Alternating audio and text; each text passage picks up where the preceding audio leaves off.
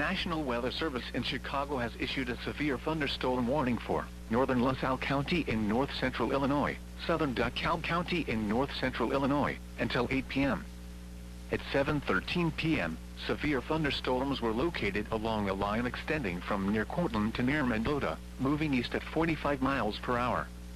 Hazard, 60 miles per hour wind gusts and quarter-size hail. Source, radar indicated. Impact, hail damage to vehicles is expected. Expect wind damage to roofs, siding, and trees.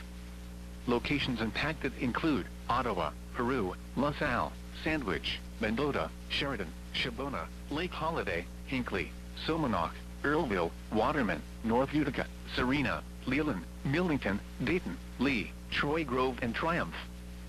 For your protection, move to an interior room on the lowest floor of a building. Large hail and damaging winds and continuous cloud-to-ground lightning is occurring with these storms. Move indoors immediately. Lightning is one of nature's leading killers. Remember, if you can hear thunder, you are close enough to be struck by lightning.